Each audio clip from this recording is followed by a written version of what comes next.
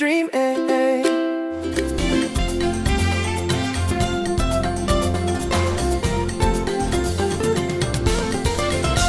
Hi, hey, welcome back. It is the Sheet Show, and I'm Lance Painter, and today is a special opportunity. I have my good friend, Michael O. Sedona, and we're doing a second episode. My good buddy here was on my first episode, which was quantum physics, the law of attraction, thoughts become things, how do we create and how do we uncreate, all these kind of things. And our episode was a really good topic with Michael. It was cancer and his thoughts and what he did and what he did not accept, what he did not buy with his energy, and how he cured his cancer. And so it's just a great episode. You can find it. It's episode 1. And so this is a conclusion because there was a lot of requests, including myself, that wanted to know more about the mechanics of it. You know, what was the things he did? What he found? How did he dive into it? What did he cure? What did he take? There was a lot of things that he shared with me personally. And I thought it would be great to have another episode about that, as people have requested that part of it as well. So here he is, Michael O. Sedona. How's it going? Hi, buddy. Glad Hey. to be on the show again Yeah. and to share, again, important truth that doesn't get out in a lot of other places, including mainstream media and most podcasts, because how many people actually experience stage 4 cancer metastasized throughout your bones and then 7 months later have gotten rid of it? Yeah. You know, that's Right. It's significant. I know because my doctors said, "You did what?" Right? Right. Those are your blood tests? Yeah, doc, those are my blood tests. And by the Right. way, after I was basically given a terminal sentence from the doctor at the ER, that was supposed to be about 30 to 60 days after they diagnosed me. It's now been, it's going to be 4 years in July. So it's 3.5 years. 3.5 years that in 3 of those years, I've been roughly cancer-free. And then for the last 5 blood tests, which is a year and a quarter, I have 0 marker in my blood for cancer. Beautiful. My PSA is down at 0.2. My alkaline phosphatase is down at 80. All the stuff is right down the freaking middle. Yes. And it's because I wouldn't accept it any other way. Correct.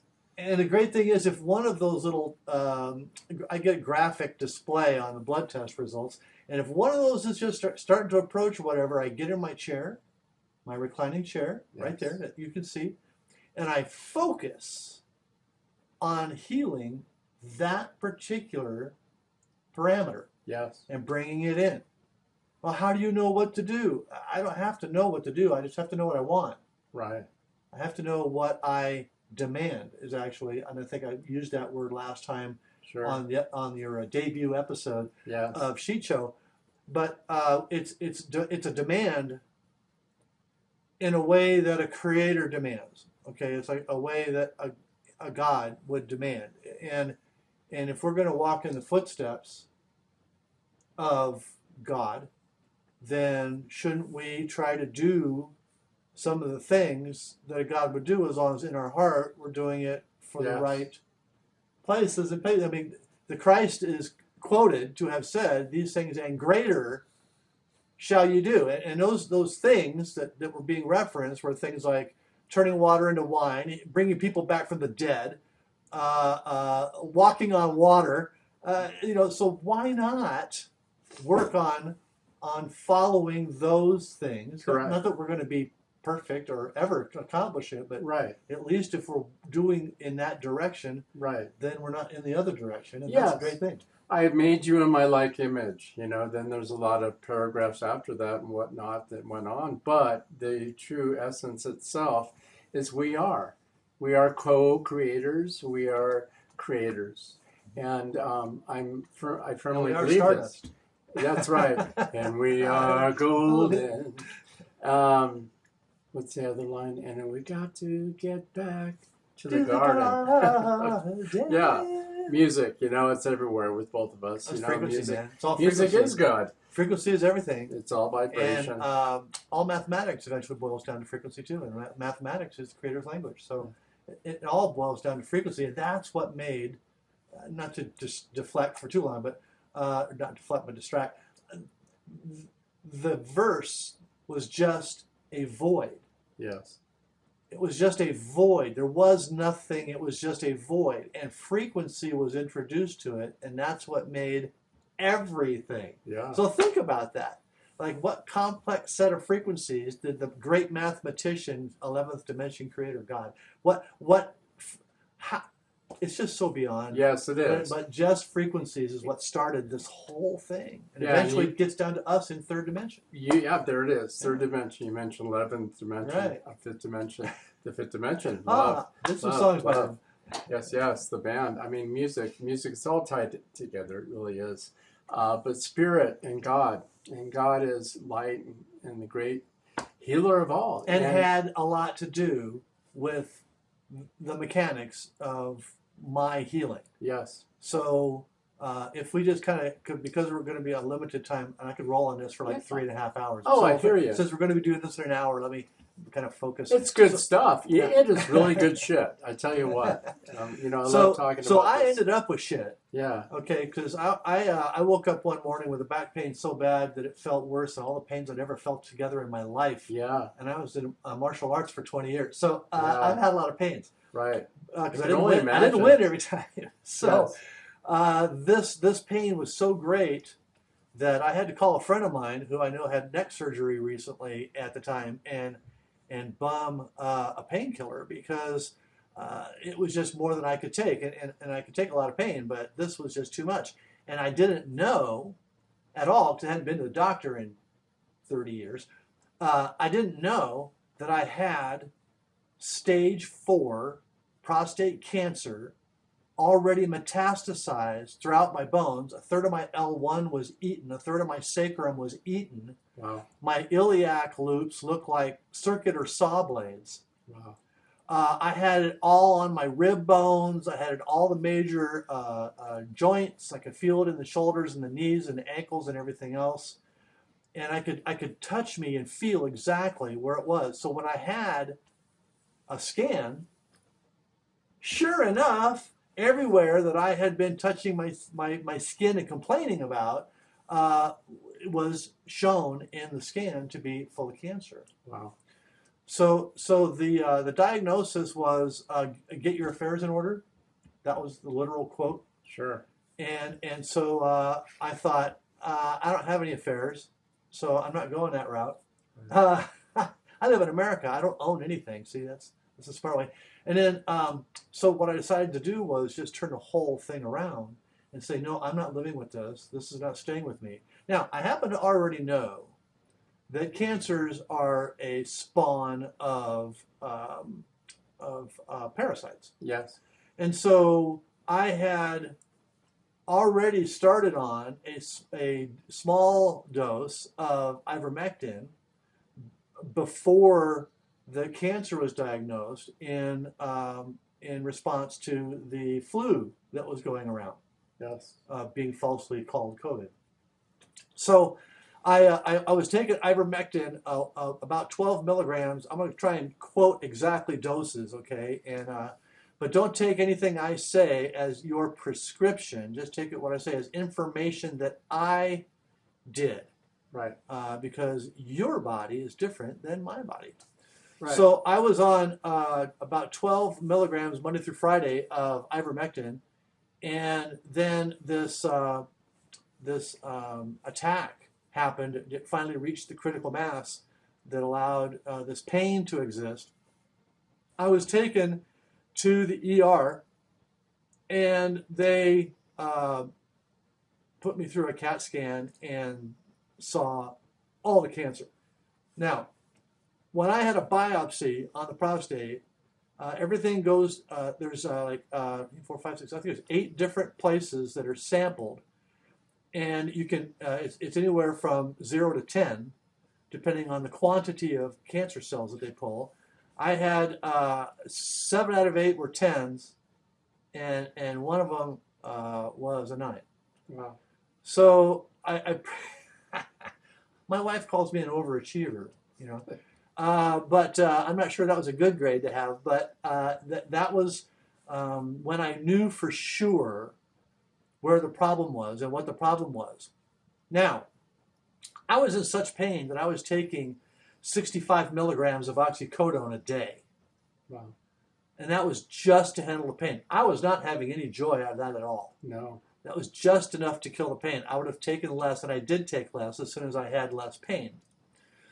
So what the oxycodone did was allow me to manage and try to break even and not get worse. So I got an appointment for tomotherapy. And tomotherapy is the newest, as far as I know, the newest technology in attacking and removing cancer cells, specifically avoiding the regular tissue and hitting cancer cells. And it's done by rolling you through a CAT scan, mapping your body, showing all the cancer, and then rolling you through again while you don't move with the nuclear medicine being shot at you at the points exactly where the cancer is. And the amazing thing is, I had one major dose of tomotherapy, and it was about $8,500, and I don't have insurance. So that was, it's a big expense. But on the other hand, I haven't paid $50,000 in insurance policies in the last 40 years. So you got to weigh everything. Everybody's going to get sick sometimes. You should always have some kind of a backup plan. But when that was done, it was almost immediately, I'd say 3 days, that I was rolling myself off of the oxycodones. Mm-hmm. I knew that I didn't need them as much, and you don't go from 65 to 0 in one step. So I went 65 to 50 down to 40 to 20, and next thing you know, I'm off of them. Yes. And that was about a 30-day, 40-day period. And I got off of those, and once I was off of those, then I had the full consciousness back to specifically attack where I knew the cancer was, because I could feel it. Right? So I spent time in my chair, my magic chair, which is not magic at all. It's not a med bed. It has no electricity. It just reclines. It's really awesome to watch TV. And so I get in my chair, and I would spend about an hour a day just concentrating on repairing the specific parts of my body. And this is what I call the 2-foot drop, actually, from the head to down below to ourselves, and where we could actually focus in.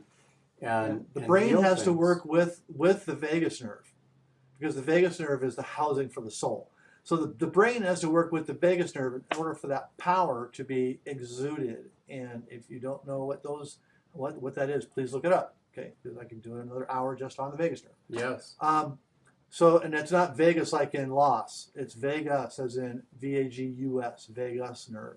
So please look that up. It's very important. And also look at the 10 nerves that come off of the brain, because that's very, very important for us to understand how all this works.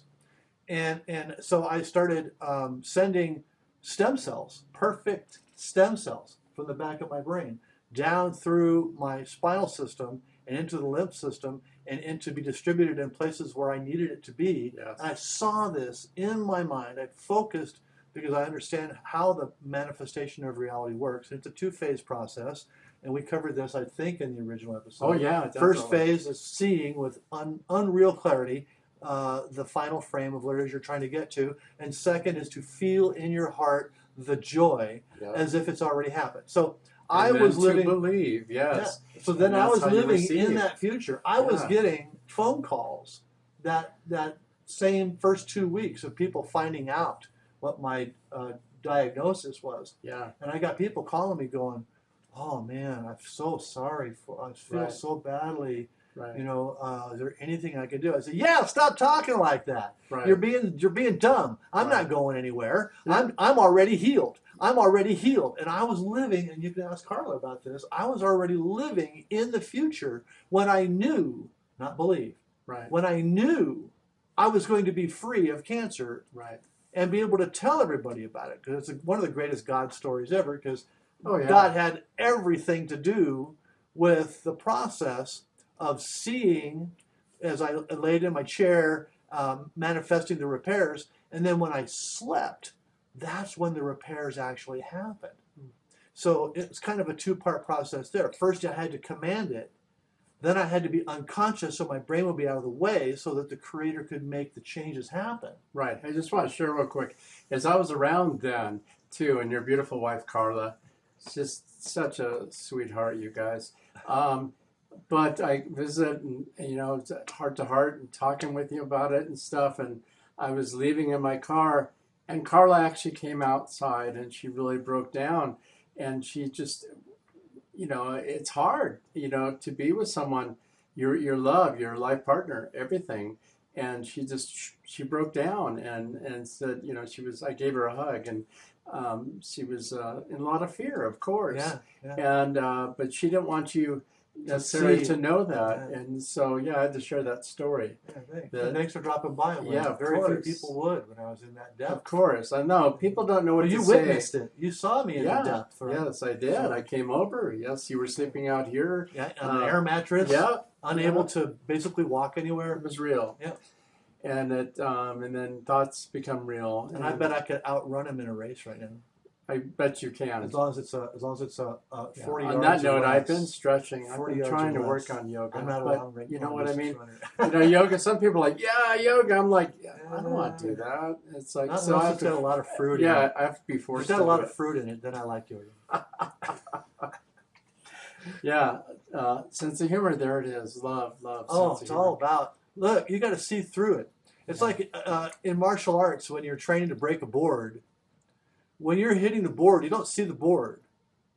You see through the board and past the board. And you don't even think of anything until you're already through the board, and that's where your target is. So once you've gone through it, you don't think about, gee, what about when I hit it? No, you're already through it in your mind, and that's what happens then when you actually make it real. It's powerful. We are powerful. You know, we were made that way, and it's amazing what we can do. What you talk about, what's the term? I say thoughts become things. Choose good ones. Manifesting reality. But mind over matter. There's the one I was looking for, because matter is what we're made out of. Mind becomes mind matter. Over matter. That's an interesting thing, is that people don't realize it's like mind over matter. That's for change. Right. But mind becomes matter, the constant. Correct. So we have to be careful not to settle our mind into a trough. Yes. Because the water's flowing down below ground level through the trough. We want to be able to see more, so we have to lift up. Yes. And not get caught in something that's convenient. Yes. We could get trapped right on the way the river Styx. That's a good down that canal. Good word, trapped. Unfortunately, there's a lot of distractions, and that's kind of set up purposely so we don't go within ourselves, and be within ourselves. So, but why are the people who have cured themselves of cancer not on a TV show called "I Cured Myself of Cancer"? Exactly. Because no one's going to host that. I will. Yeah. On Truth on TV. Obviously. That's something for a shit show, I tell you what. Talk about some real shit. I will put a disclaimer right in here. We're not telling anybody what to do or any other answer to anything else medically. We're just simply sharing a real life story of Michael. Personal anecdote. And I'll swear in a court of law, on a stack of Bibles, or to anybody else. Yes. And on anything that I say on these topics. Right. Because I was first-hand experiencer of it. I'm not quoting somebody else, right, or trying to make believe that I had something happen. And I had a handful of witnesses. I didn't make it all public and post it everywhere how I'm supposed to die and all that kind of stuff. Sure. I just had a handful of people come by for support, of which Lance was one. And the meat from after the tomotherapy was, first of all, I did have a major change in my diet, okay, because my diet consisted primarily of a chip and then figuring what I wanted to eat with that chip. That was my main course, was the chip, and it was probably some kind of Lay's product. So it wasn't exactly pure. So I'll like, I don't care. I said what I said, and I'll stand by it, because when you look at a bag of Lay's, you look at all the ingredients in it. Of 6, 7, 8 syllables, and you don't know what the heck they are. And then you look at a bag of Boulder that's got 3 ingredients: potatoes, salt, and I like avocado oil. And that's all that's in it. That's a much different kind of chip. But in Mountain Dew, of course, which is primarily chemicals, a really interesting batch of chemicals that you can mix with a lot of things. It's a mixer, and so that was my primary intake for 40 years. And my wife Carla would go into like Sunrider, which is a health food distribution thing that's kind of defunct now because they can't get anything shipped, and because out of China, and they she was like all health, doing on stage talking about health. Not only does she talk about metaphysics, she also talks about health. And she's got all this, experience with the healthful products and what they do and the colors of food you eat at the times that you eat them and the quinary and all this kind of stuff. And I'm the control subject. Okay, so my object was to just be the control subject, and let's see what happens. Well, everything was perfectly fine until one day. And so I had to change my diet. This is very, very important. If you're having an issue with edema or cancer or anything, your diet is critical. Clean water and a diet, because you can't get clean air. I appreciate that. It's filled with aluminum oxide, barium titanate, strontium. There's nothing you can do about it right now. Oh, that's really going on? But but the food you can do something about. And so if you buy local, you buy organic. And for your meats, get grass fed, maybe grain finished, local beef and chicken and that kind of stuff. Whatever you're eating, get it so that it's as wholesome as it can be. Okay, and then there's a mountain of additions, supplements that I take.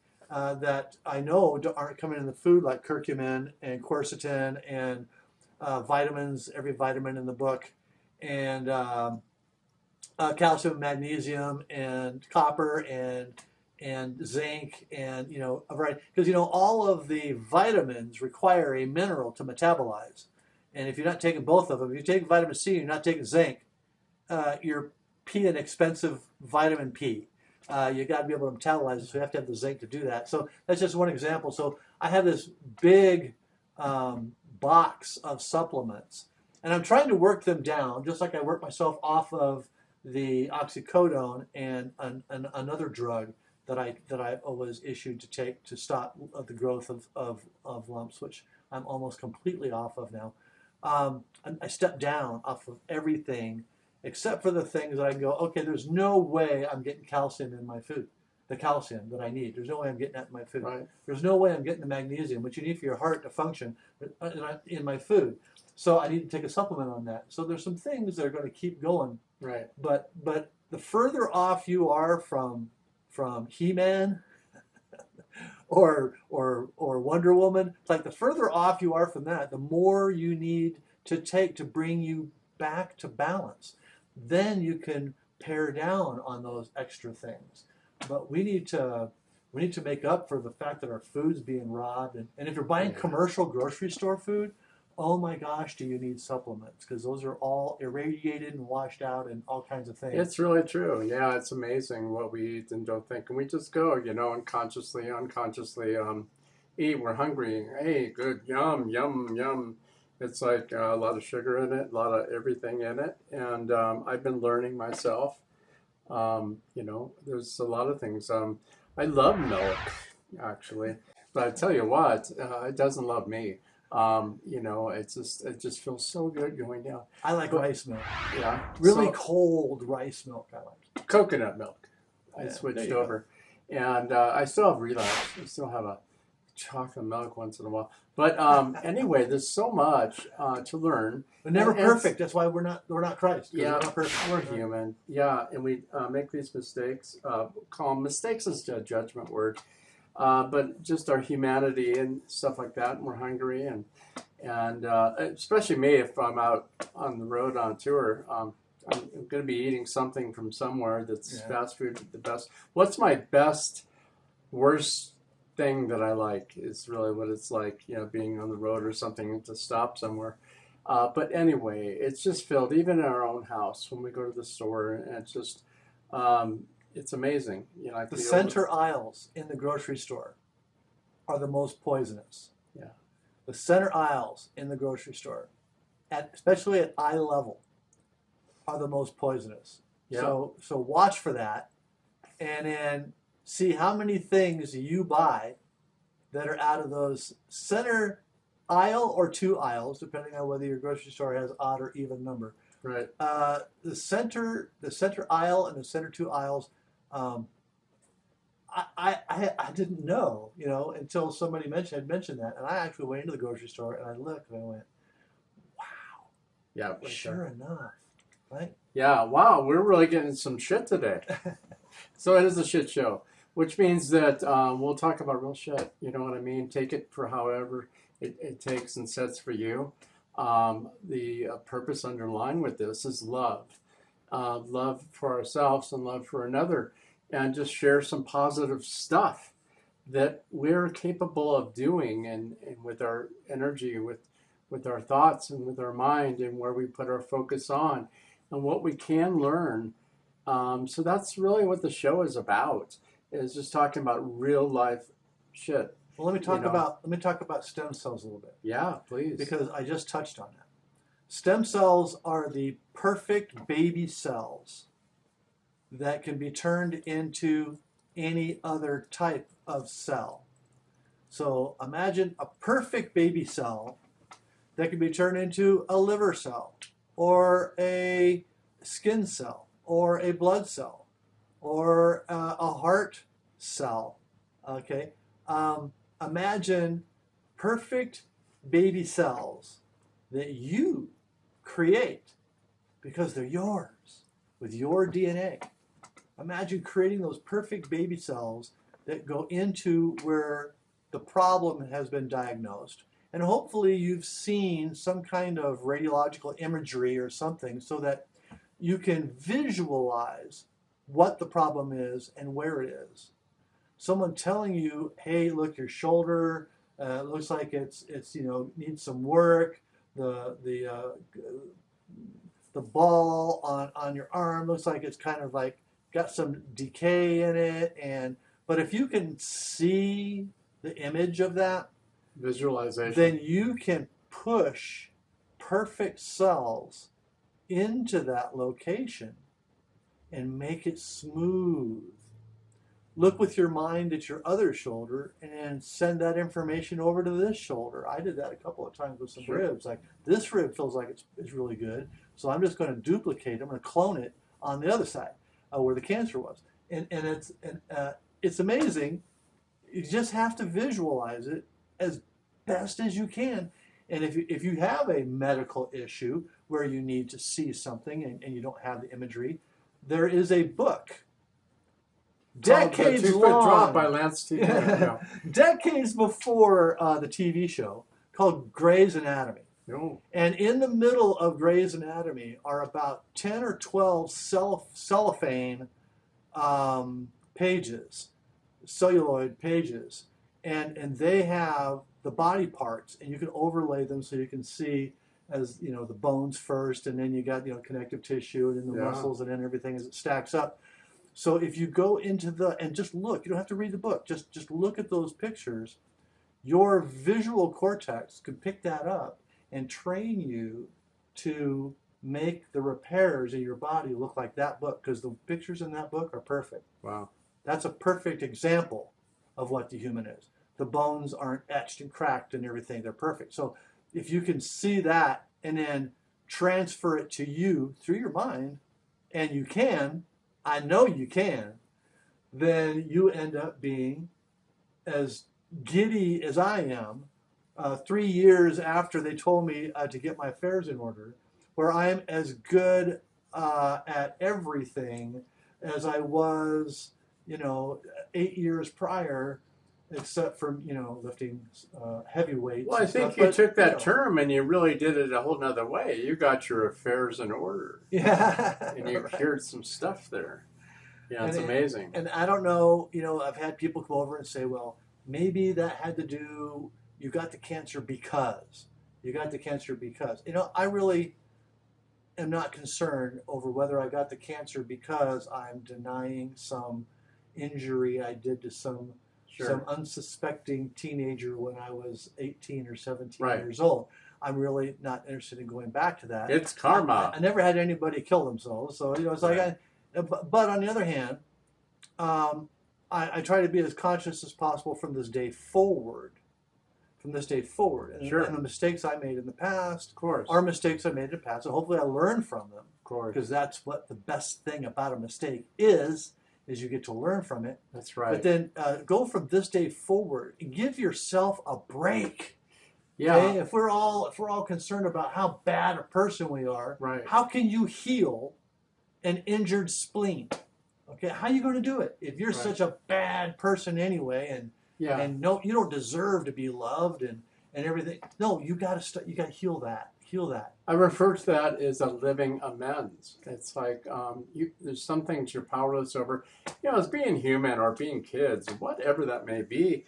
You know, but you know, when you process things or regrets of our life or past, you could totally switch that up. And you could totally love that, and you could totally change your behavior. Of course, you and I have been working on that, evolving in our lives for years.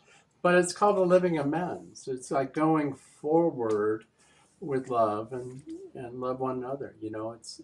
I know. I like to use that term. I have a struggle with the human race in general, as you know, because not the people who come on my tours, of course. You know, they're very smart, but. And I'm not kidding. That's not just a pat thing to say. But the human race in general, I get fatigued on how they've allowed themselves to become enslaved, and they don't take a lot of data in. And, I agree. That's a bell curve. There's those that are really, really aware and smart over here, and there's those that are beyond anything over here. But there's a big chunk in the middle that have been lied to for so long. I know, and it's frustrating. I get frustrated with it. In fact, you know, I share things that I find out that are truths to uncover the whole bad doom gloom, you know, the whole thing that goes on, and that's really it. And I'm sorry, it's just mainstream media. It's one-sided, and there's a story, and you know, that's why we have these podcasts, so we could connect this way. And you have your own Sedona News program, but the story is doom and gloom and fear and bad villain and all this stuff. And you know, I share things 4 years ago when we all got beat up for sharing things and unfriended. It's changed. I will say it's changed. I share a lot of things, you know, with my multimedia, with my, what do you say? Your circle. My circle, like, well, they're called Facebook and things like that. Your social media. Yeah, so I share things once in a while it comes across. It's like, you know what? Here's one. Check this out. Can you believe it? And a lot of people don't, because what they're being told and told and told. But more and more people are waking up to do critical thinking themselves and find some things that will tell them the truth, because we're told to lie quite a bit. I have found Gen Z males are becoming aware in large numbers. That's amazing. They've right? been lied to. They've had enough of it. They know it's bullshit. They want to move forward. They want the ideal country that they were told about, Yes. not what that they're being given. And I think it's a welcoming trend. Now, if we can just get the girls to wake up, yeah. then there's a chance for the survival of our species, and especially, the Caucasian group in America. Yes. But as we are minimalized and divided, and other groups come in that can marry 13-year-olds and have multiple wives and multiple babies in a year, and that kind of thing, it really changes our culture. And, yes. and unfortunately, it's not about living side by side.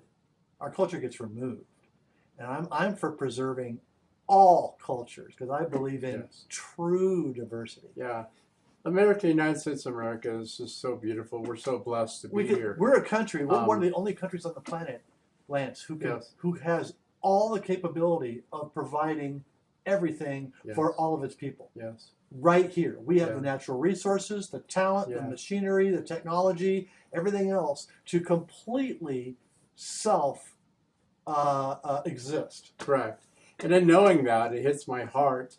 And in wanting to share that love with other people is what my motivation is at times, in sharing certain things on social media. Knowledge is how you share it. But I will notice that a lot has changed. I used to be, just the hate and the bash or whatever. You know what? The truth, your truth, love the truth. You could have your own truth. People are a lot more than that, than a view on something or whatnot. The underline is love, and love is all that's real. And everything else is just a bad acid trip. A bad opening act. Yeah, it's just a bad opening act. It can be. We have to. Unfortunately, when you love your child, mm-hmm. and your child becomes completely unruly, yeah, then you have to take measures to bring your child back to center again. Right. And that doesn't mean take a spoon off the wall and beat the shit out of him like my mom did for me. Right. But mine was a Hot Wheel track. A Hot Wheel track? How did that come back on me? I love Hot Wheels, but that'll leave two little red lines. I can see that. That would not be good. We're laughing, we're healed, we're processed. No. Look, everything happens everybody, for a reason. Every generation has their method. Yes. But when your child's unruly, you have to do something to bring them back into line in order to be socially acceptable. Yes.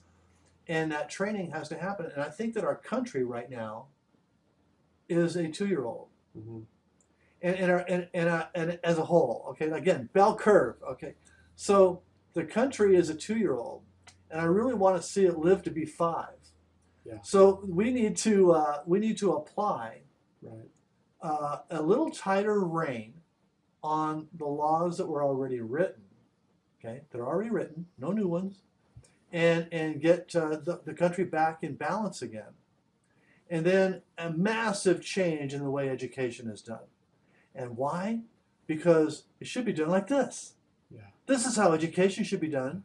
You should be able to search, because the keywords on this will include self-healing, manifesting reality, things like that. Right. So you should be able to search and find real people who aren't paid by Pfizer to tell you how you can navigate through this world of false information regarding health, as well as everything else. I mean, everything is a limited hangout, because they don't want you to be completely free in your mind to create the reality that doesn't require them, the controllers. So, politics and religion, not to bash, beautiful beliefs, but there is definitely a design for it to separate us.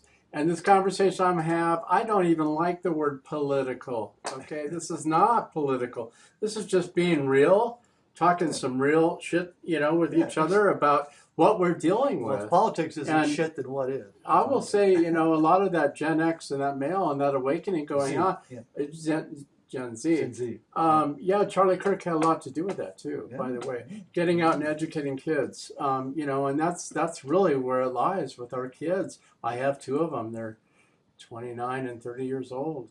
And, I've had to fight hard to help them with love and respect and appreciation and gratitude, But boy, you named a really good methodology on educating people. Charlie Kirk. Yeah. Change my mind. Yeah. Right? Charlie Kirk. Coming out, giving the topic and having people disagree. Oh, yeah. And that's certainly how change is accomplished. Because if Right. everybody agrees, how much change do we have? Exactly. How much progress do we have? None.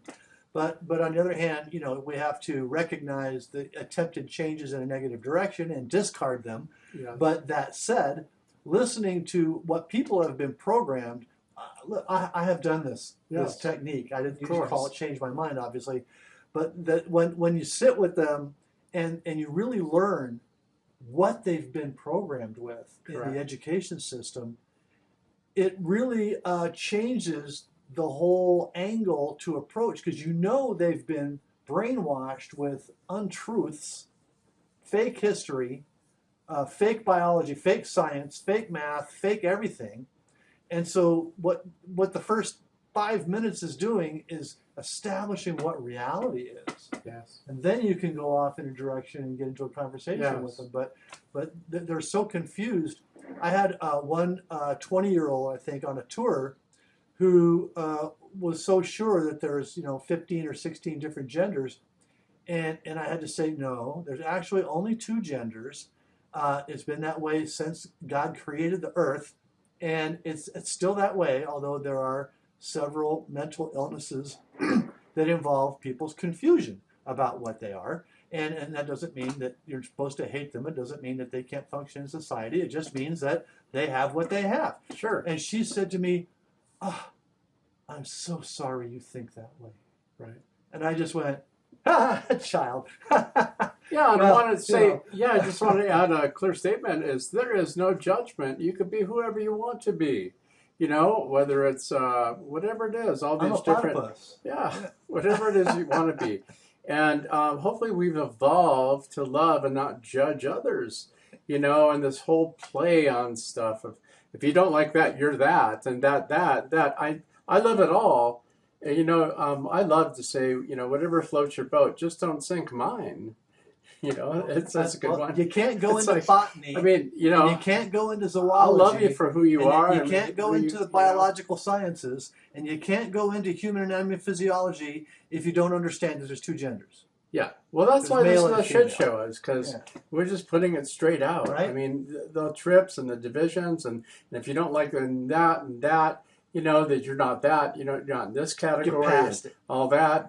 It's all just a lie, and it's all just divide and conquer. Divide and conquer, Divide and conquer. And so I'll just say it, you could be whatever you want to be, and I love you, whatever. But don't force something and divide us because we might not feel that way. You know what I'm saying?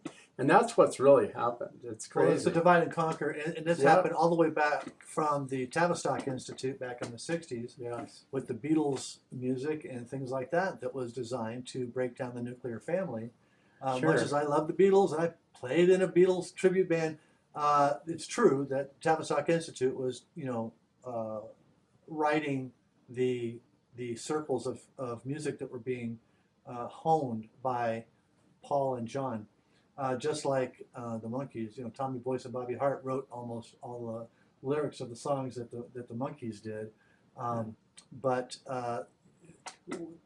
that select few who were doing the writing, they were generally fed certain information that they wanted to get passed on. Yeah. Back then, it was clever. And you had to, peel through the lyrics for the ambiguities. Now it's just blatantly in your face. Well, I'll say, though, I got to say that John Lennon's my dude. He wrote about love, and he was on top of things. Well, I like both Pauls. It's kind of funny. I just want you to know, I like both Pauls. So he got shot too, didn't he? Charlie Kirk. Wow, it's kind of interesting. No, Paul died in '66 in a car wreck. Oh, okay. So. John got shot. Not too much, but there's a lot of shit we're saying here. But yeah, John Lennon, bless him. You know, a lot of you know, just shedding love, and he's mentioned in the movie Independence Day. Did you know that? Is he? Yeah. Okay, now prove me. Go watch it. Go watch Independence Day, and you'll see the tall, lanky guy's dad say, "John Lennon, good guy, got shot." Yeah, so there's a lot of stories that go on, and dreams. And I say pick a dream because you were given that power to do that, to pick a dream and believe in what you want to believe. And thoughts do become things. And this is a powerful testimony here with my good friend Michael Sedona here. To talk about real life testimony of how powerful it is for thoughts to change things and to focus in. And you are the creator. I'll say co-creator, but God is everything, okay? If I say you are the creator, well, that's what God said to me. God said to us is that we are the creators, okay? And so if you could see it and you could feel it and you could believe it, you could achieve it. Receive it, you know, and are you a poet? Well, I am, and I don't know it, but I am a poet. You wrote a book, you have all kinds of stuff. Yeah, I have fun writing, and yeah, and so I'm just so blessed to have you in my life. I mean, personally, not just got to get you into my bring life. this guy on a show, but I just it's such an honor and blessing. To understand deeper and more about the mechanics. It was footwork, you know. I say two things. I tell my kids this. It's the two F's, faith and footwork. Yeah. Without the footwork, you could have all the faith you want, but, you know, I mean, you got to have the footwork. That's why I've got the 2 albums, Wake Up and Do Something. There you go. Because you have to do something for any of the wake-upness to achieve anything. There we go. So, but by the way, my 3rd album is being written now. It's called Or Else. Or Else. So wake up and do something. Or else it's going to come to your house. I think we got a wrap. Yeah, sounds great. Thanks, Michael. See you next time, Lance. It's an honor. On the Sheet Show.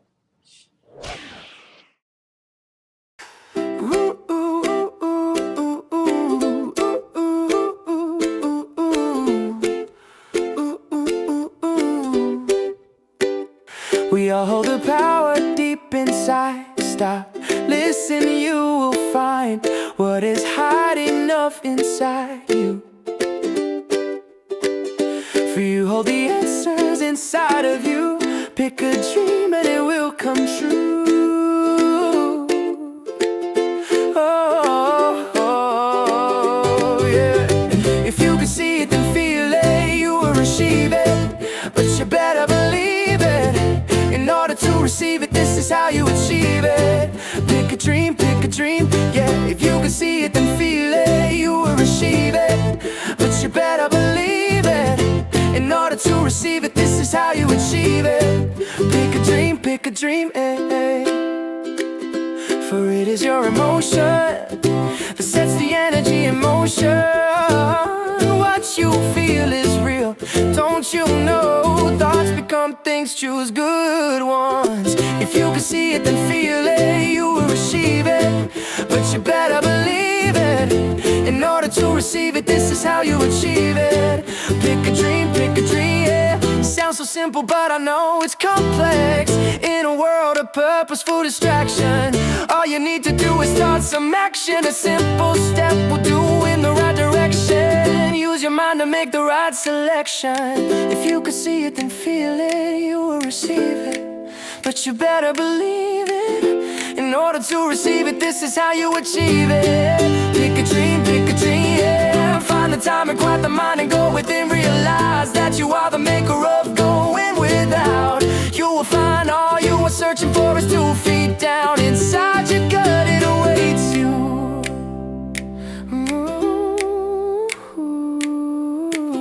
take the time, you are worth it. If you don't go within, you will surely go without.